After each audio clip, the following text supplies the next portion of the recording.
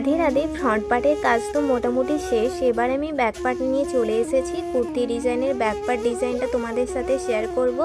আর এটা হচ্ছে বোটনিকের ওপরে যাবে, তার জন্য আমি বোটনিকের শেপে একটা পেপার কাটিং করে নিয়েছি। এর সাথে লাইলিনটা অ্যাটাচ করে লাইলিনটাকে 1/2 ইঞ্চ এক্সট্রা করে রেখেছিলাম, যেগুলোতে ছোট ছোট করে কাট লাগিয়েছি এবং এই পেপারের সাথে সেলাই করে নিলাম। এবার দেখো এখানে মাঝখান বরাবর এই পেপার পেস্টিংটাকে বসিয়ে দিলাম। এবার আমি হাত দিয়ে যেই পোর্শনটা দেখালাম সেই পোর্শন অনুযায়ী আমি এখানে সেলাইটা করে নিচ্ছি।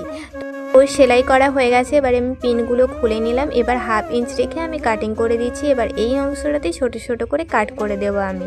দেখো পুরো অংশটাতে কাট করা হয়ে গেছে। এবার হাত দিয়ে স্মুথ করে নিয়েছি। এবার এই পেপারের উপর থেকে আমি কিন্তু চাপ সেলাই দিয়ে দিয়ে এই পেপারটাকে ভেতরে করে এর উপর থেকে মানে মেন ফেব্রিকের উপর থেকে সুন্দর করে একটা সেলাই করে দিলাম। তো মোটামুটি কাজ কমপ্লিট।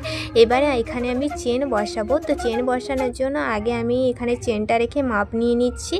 চেনটার মাপের থেকে একটু বড় সাইজে আমি একটা লাইলিন কেটে রেখেছি। এবার আমি কিভাবে চেনটা বসাই সেটা তো তোমাদেরকে দেখাবো। তার আগে আমি লাইলিনের সাথে পিনটা সেট করে দিচ্ছি। এই যে সুন্দর করে পিন সেট করা হয়ে গেছে। দেখা হচ্ছে নেক্সট পার্টে। রাধে রাধে।